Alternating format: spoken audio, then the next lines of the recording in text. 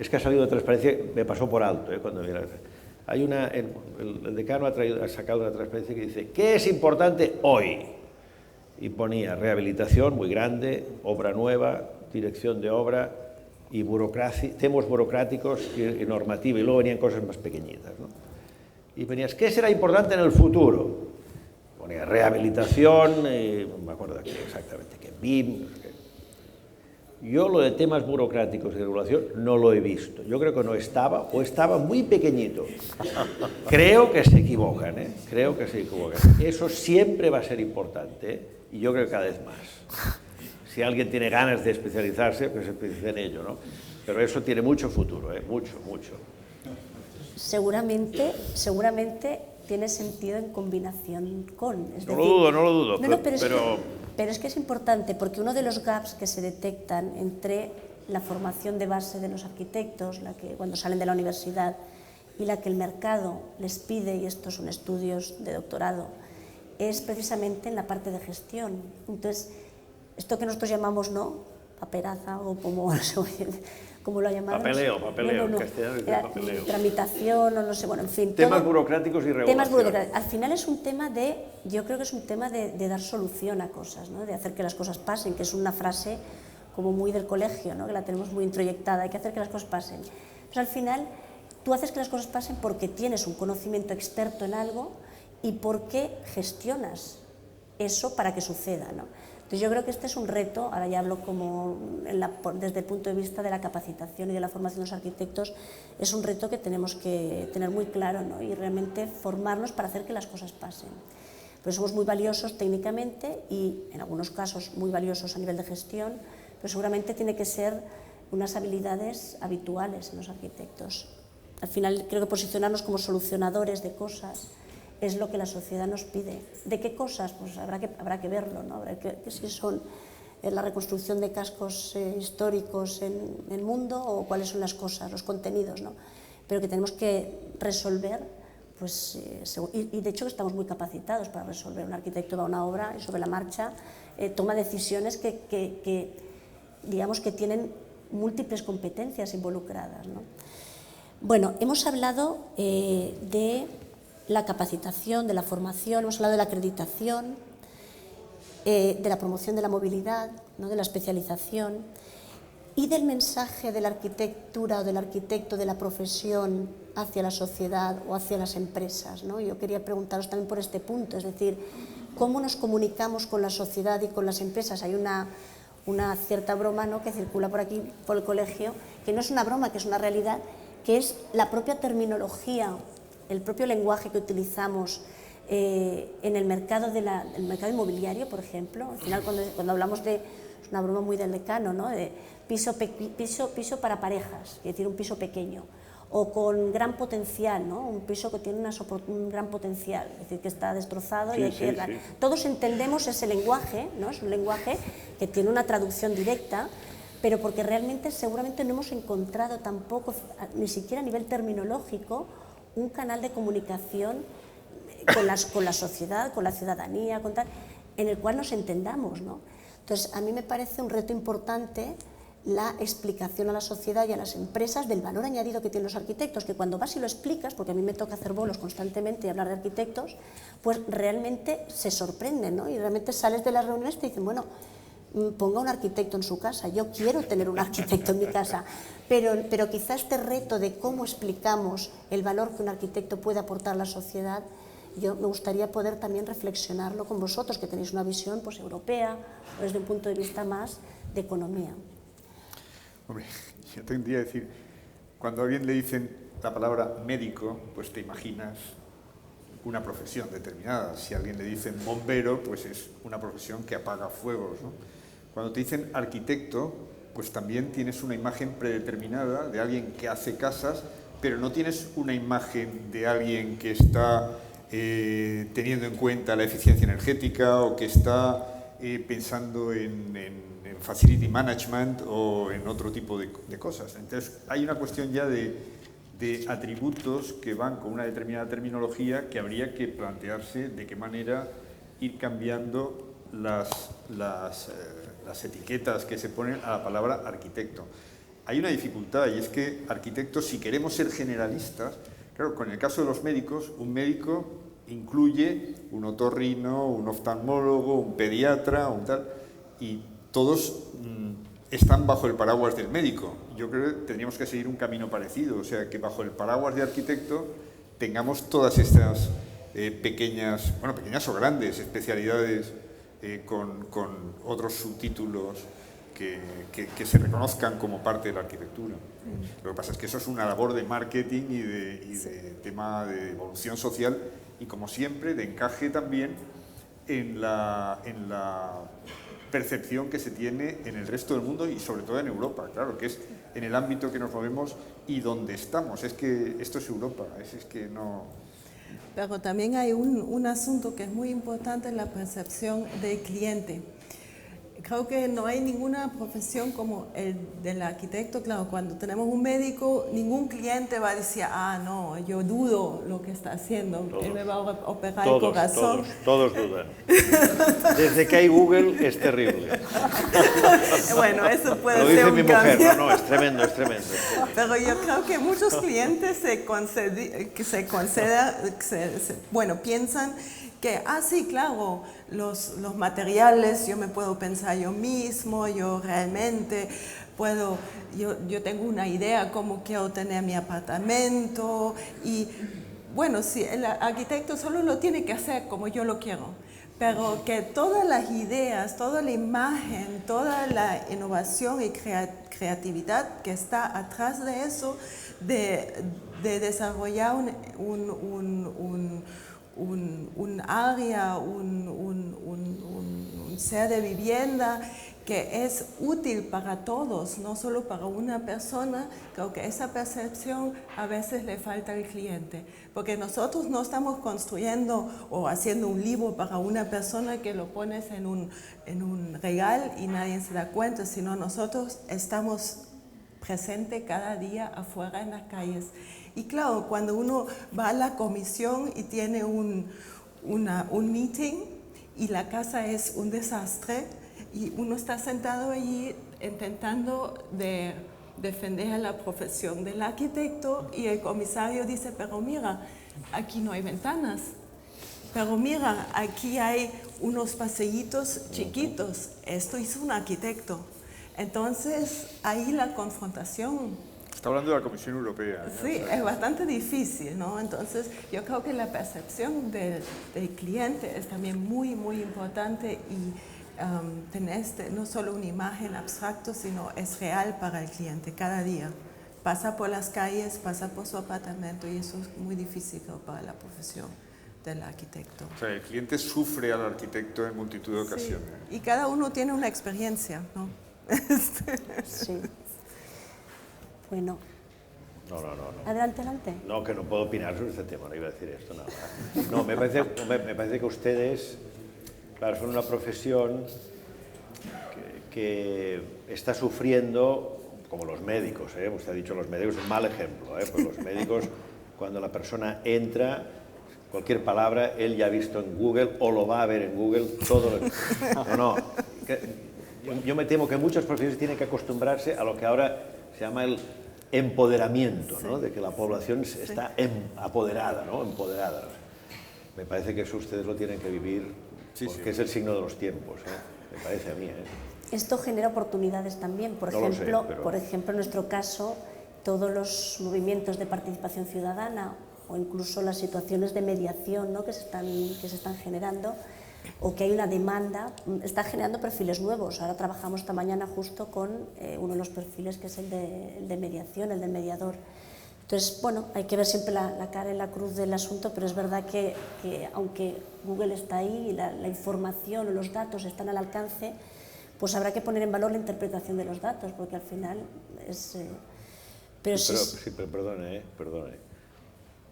Hay muchos padres que consideran que no hay que vacunar a los hijos. Esto es más serio que... Y ahora saben que los maestros se enfrentan a un movimiento de gente que opina que no tiene que haber deberes, ¿no? Yo no entro ni salgo, sencillamente quiero decir que son todas las profesiones las que se enfrentan a una gran contestación por parte Es la ciudadanía que considera que los técnicos hay que ponerlos en cuestión, ¿no? Sí. Y me temo, yo digo, que es el signo de los tiempos. La tendencia. A mí me parece que eso no está natural. mal, ¿eh? O sea, Bueno, decir, no está ni, yo lo describo sencillamente, ¿eh? Bueno, yo creo que podemos hacer un poco resumen y dejar abierto el turno de preguntas por si alguien quiere hacer cuestiones. De momento, ¿no? Aparte de que tenemos que estar muy enfocados a los retos de la sociedad y de los clientes también, ¿no? Que parece que nos da como miedo, ¿no? La palabra empresa, cliente. Bueno, es que somos empresarios. Todos los autónomos que están allí representados en la encuesta son empresarios, y si no, trabajamos para empresas, con lo cual tenemos la misma responsabilidad a nivel de cumplir con unas demandas, ¿no? Ya no digo expectativas, pero sí unas demandas del cliente o de la sociedad, que tenemos que ver cómo podemos poner en valor nuestras competencias específicas para poder cubrir esas demandas y esos retos que tenemos, no solo a nivel local, sino a nivel internacional, y que son muchos, y que creo que estamos en disposición, después de una trayectoria pues, enorme y demostrada de que hemos sido técnicos competentes, ¿no? En obras y en diseño y en arquitectura, pues tenemos un punto de partida muy bueno para poner en valor esas competencias a nivel internacional. Tenemos que trabajar todo este sistema de especializaciones que vosotros, por ejemplo, ya tenéis trabajado en el caso del BAC, pero que no es tampoco extensivo a toda Alemania, y desde luego en nuestro caso tampoco lo es. Nos agrupamos por intereses. Aquí tenemos las agrupaciones, por ejemplo, que son voluntarias y que son por el interés por una temática, pero de ahí a un listado de personas que tienen un conocimiento experto en aquella temática, bueno, pues seguramente le da credibilidad delante del mercado poder decir estas personas tienen estas competencias, ¿no? Que tenemos que pensar a un reto mucho más difícil, ¿no? Que no lo vamos a resolver hoy, seguro, que es la penetración de una manera mucho más global de muchos arquitectos que, pues como hicieron los ingenieros en su momento, que están en todas las empresas, en todos los sectores, en toda la sociedad, pues trabajando desde sus competencias básicas, ¿no? Yo creo que ahí el ideal profesional que tenemos los arquitectos seguramente tiene que ir reformulándose, ¿no? Y yo creo que las escuelas de arquitectura tienen un gran reto aquí, porque tenemos que prestigiar y realmente ser capaces, ¿no? de explicar a los arquitectos que hay 100.000 maneras de ejercer la profesión y que todas son maravillosas. Yo soy arquitecto y disfruto de mi profesión todos los días y no me dedico a diseñar edificios o a levantar edificios, ¿no? Entonces esto yo creo que es un reto importante. No sé si queréis añadir más cosas respecto a los temas que hemos trabajado, o dejamos el turno abierto por si tienen preguntas que hacernos. Pues adelante, Gerardo García Ventosa. ¿No tienes, no sé si hay un micro o algo? Sí. Te presentas, Gerardo, y así... Gerardo García Ventosa, la Fundación Ancial. Yo quería hacer una reflexión sobre la salida, la internalización. Nuestra estructura, tal como ha quedado intuida ya, pero ha quedado ya, digamos, plasmada en la encuesta, de que nuestros despachos son microdespachos.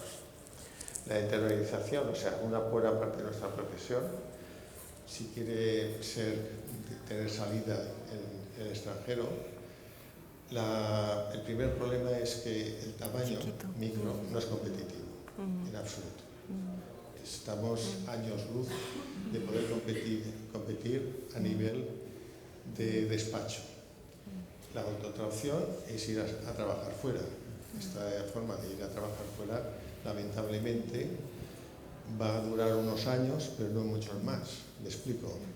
La sobrevaloración que tienen los arquitectos españoles con respecto a los europeos es porque las escuelas, todavía hasta hace muy poco, y todavía algunas lo mantienen, siguen teniendo esta dualidad de formación arquitecto e ingeniero civil, cosa que lo hemos ido perdiendo, pero todavía en las escuelas está impregnado. ¿Por qué? Pues porque el profesorado, etcétera, todavía sigue con sus cátedras y sigue estando. Esta sobreformación se va a perder. Es evidente, porque las escuelas se irán adaptando a la realidad. Bien, dicho esto, volvemos al origen. Sobramos la mitad y lo que tenemos que hacer es reinvertirnos. Y no pensemos que la internalización nuestra va a servir, porque como despacho no, y para ir a trabajar mano de obra barata y dentro de 10 años volver aquí, me parece que no es lo que deberíamos que fomentar, o por lo menos el mensaje. Estoy de acuerdo en lo planteado por la mesa en el tema de desbordar el ámbito, no físico, geográfico, sino el ámbito de nuestras atribuciones. Pero más que el simplemente rehabilitación, etcétera.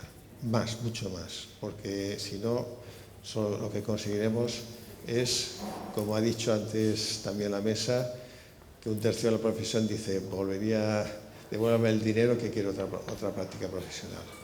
Creo que deberíamos enfocar por ahí para obtener una profesión optimista, ilusionada con su trabajo. No solo el de diseñar, sino de hacer más cosas, nada más. Gracias. Sí, hay una pregunta al fondo. Hola, soy Eduardo Rodríguez Villascusa y se habla mucho de rehabilitación y la rehabilitación seguramente tiene mucho sentido en otros países.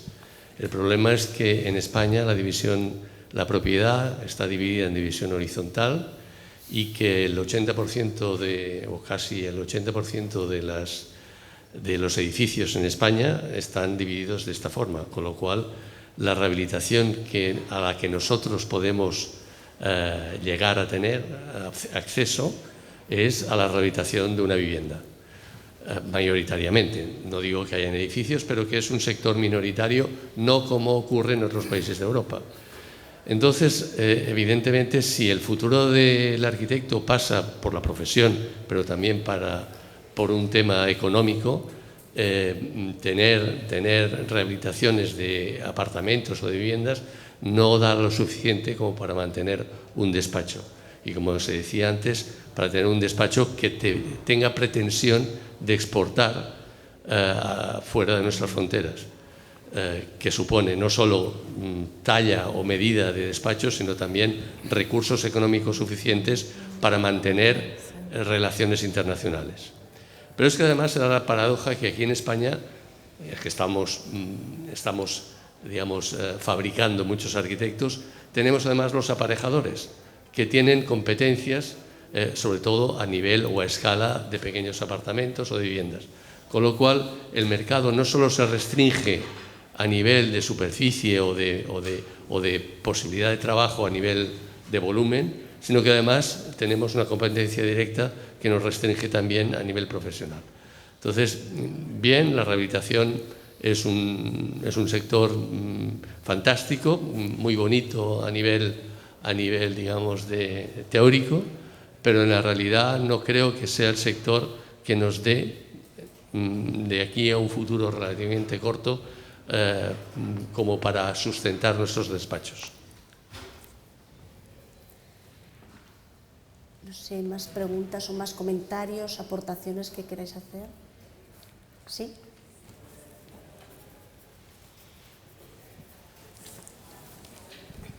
Sí, soy Agapit Borràs. 4 reflexiones cortas. La primera, Vitruvio, un arquitecto del siglo I, que habla de que los constructores de la ciudad deben escuchar a los filósofos, estudiar historia, conocimientos de música, óptica, gramática, etcétera, etcétera. O sea, esta visión global es una riqueza extraordinaria para los arquitectos. No hay zoning más perverso que el zoning intelectual, de ver las cosas solamente por un punto y sin tener en cuenta el resto. O sea, por tanto, para mí, estas posturas que hay por parte de los mercados y de la Unión Europea de la desregularización de la construcción y de la arquitectura me parece horrible, porque la arquitectura, al fin y al cabo, es patrimonio arquitectónico del presente y, por tanto, es una cuestión muy importante. Y cualquier ciudad tendrá el perfil cultural que tienen sus líderes, las personas que gobiernan esta ciudad, razón de más para no dar la construcción de cualquier vivienda a una persona que no está preparada, aunque haya mucha participación ciudadana o lo que sea. Pero si nos creemos los conocimientos que tiene el médico para curar un cáncer, también tenemos que creernos los conocimientos que tendrá un profesional con lo que ha aprendido en la escuela para construir una parte de la ciudad.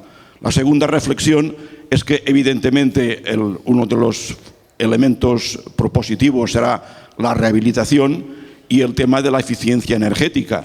Poca broma, o sea, porque Jeremy Rifkin habla con mucha razón de la importancia que tiene en España la rehabilitación, pero claro, el gobierno de Rajoy ha puesto un impuesto al sol y por tanto esto es absolutamente impresentable desde el punto de vista de la rehabilitación. Y me parece que en otros países, en Alemania, esto no existe en absoluto y hay un avance importantísimo en este tema. La tercera reflexión es que no todo se resuelve con la arquitectura y el urbanismo. Por ejemplo, en Barcelona, el primer alcalde democrático, Narcís Serra, con Oriol Bohigas y con Solà Morales, crearon el eje del liceo al seminario. Significa poner el Museo de Arte Contemporáneo en Barcelona, en el Raval, universidades, la Filmoteca, una serie de iconos importantísimos que realmente son muy eficaces de cara a cambiar, pero si no hay simultáneamente una acción social, casa por casa, piso por piso, analizando la construcción, la corrupción, las mafias, las personas que viven, los ocupas, etcétera, etcétera, con la arquitectura no lo podemos resolver todo, sino hay también este trabajo, esta visión integral de la ciudad, donde realmente haya un control específico de quién vive. Esto ocurre pues, en las inmediaciones de Manhattan, en el Raval de Barcelona y en los suburbios de París. Evidentemente esto ocurre en muchas ciudades y no todo puede depender del urbanismo y de la arquitectura. Ha de haber otros elementos complementarios. Y la última y la cuarta reflexión es que no hay nada peor que a un estudiante de arquitectura o a un joven arquitecto le encarguen un rascacielos en Dubái. ¿Por qué? Porque yo no entiendo por qué Norman Foster está haciendo una ciudad ecológica en Abu Dhabi. O sea, Gro Harlem Brundtland habla de los tres elementos de la sostenibilidad económico, medioambiental y social. ¿Qué significa? ¿Qué tipo de ecología se puede producir en Abu Dhabi? Los mismos Emiratos que subvencionan al Real Madrid o al Barcelona con Qatar y Fly Emirates. Este ejemplo, o sea, esta referencia de la ética profesional me parece importantísima. Hablamos de la desregulación que están apretando, digamos, los mercados y que se produce en lo que hemos comentado antes, pero también hay otra desregulación en cuanto a los valores éticos, a los valores profesionales. Y esto creo que también tiene que constar en cualquier debate que planteemos sobre el tema. Gracias. Pues muchísimas gracias. Si no hay más preguntas, dejamos paso a la clausura. El decano Luis Comerón hará la clausura del acto. Sí, pues, gracias. ¿Nos quedamos por aquí? No, básicamente agradecerles a todos la participación y empezado así, agradecer a todos los arquitectos y todos los que han participado y a todos los miembros de la mesa y a ustedes. Termino otra vez en catalán, espero que puede seguir. Y terminaré volviendo al principio. Esto es un acto para explicar una encuesta, però també és un acte dins del Congrés d'Arquitectura. Bastantes de les qüestions que han sortit aquí són a partir de les dades de les preguntes als arquitectes.